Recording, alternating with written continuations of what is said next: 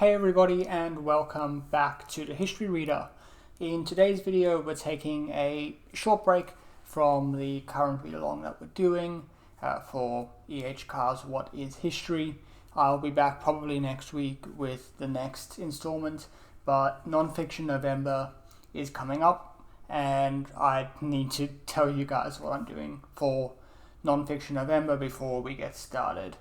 So I thought I'd just do this video this week, and then next week we'll finish up E.H. Carr's What is History, and then we'll get into Nonfiction November stuff. So what I'm doing for Nonfiction November is actually piggybacking off of David Murphy's read-along that he's going to be doing. So he posted a video last week that basically went through 3 books that were sort of options for the read-along. They were all World War II themed, and then sort of based on the comments he decided on this one, which is James Holland's first volume of what is going to be a trilogy, I believe, called The War in the West. And so this first volume is Germany Ascendant 1939 to 1941, although I believe David's edition and what must be the American edition is something like Germany on the Rise or something like that. So there are 2 different titles depending on where in the world you get this book. So I ordered it and I'm going to read it alongside David. So according to his video, the plan is to basically read this in the 4 parts that it's broken up into. If I can get to the contents page, that would be brilliant.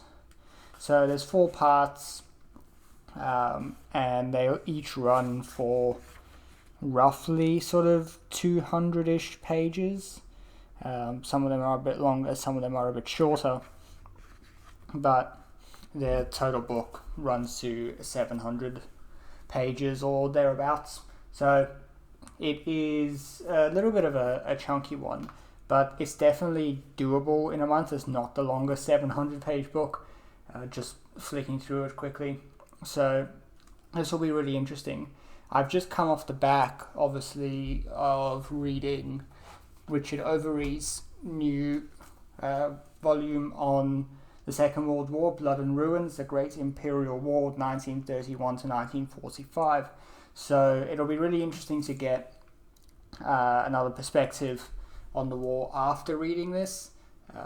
Obviously, they're very different scales, and I think this one's actually going to be a really nice companion to the way that Blood and Ruins was written, because Blood and Ruins kind of took this much higher level perspective. But from reading, quickly reading the introduction of this book, it seems that he's thinking about things in very similar ways. So it'll be kind of interesting to now zoom in and have a look at what is in here. So that will be really, really good. I'm also just finishing off Dreadnought by Robert K. Massey. This one has actually been going for a while. It is much bigger than I was expecting it to be. I was expecting it to be much more similar to Castles of Steel, which is the follow-up to Dreadnought, although I think Castles of Steel was published first. I may be wrong about that. When was this published? First published 1993, whereas Castles of Steel. Castles of Steel was published in 2005, so I'm completely wrong on that. So this is the first book in that kind of, it's not really a series, but it kind of is, and it focuses really on what it says in the title, I guess, Britain, Germany, and the coming of the Great War. So you start all the way back with basically Victoria and Queen Victoria, and see how the family connection to Kaiser Wilhelm II like what that family connection is, and then you spend some time with Bismarck and his kind of setting up of this treaty system in Europe, and then you just basically follow all the way through with the various diplomatic and military tussles that were happening around the world between the 1870s and 1914, with kind of mini biographies of all the main players.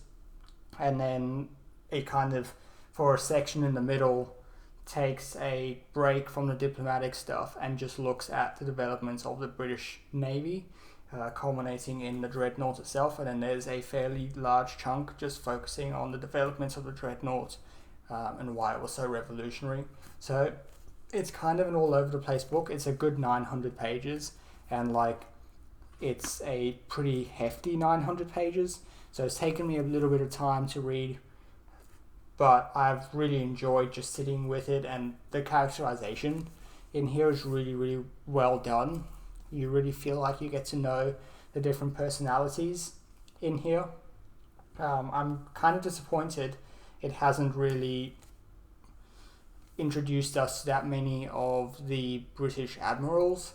I really enjoyed reading in Castles of Steel about Beatty and Jellicoe and all of those guys. You meet John Fisher basically, and Churchill.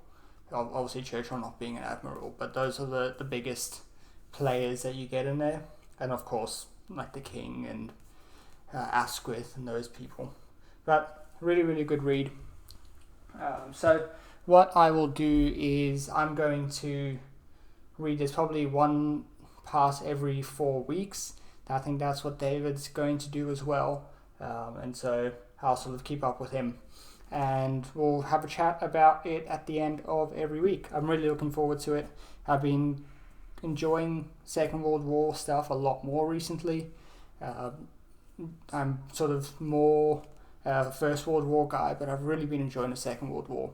So I'm looking forward to reading this, and I hope you join in and do some non-fiction November reading. Obviously, viewers of this channel are probably going to be reading a lot more non-fiction than fiction, but if you are one of those people who always reads fiction, not that there's anything lesser about doing that. In fact, I think you're probably reading at a higher level if you're reading a lot of fiction, but there is some really good stuff in non-fiction, and by the looks of this, it is going to be a lot of fun.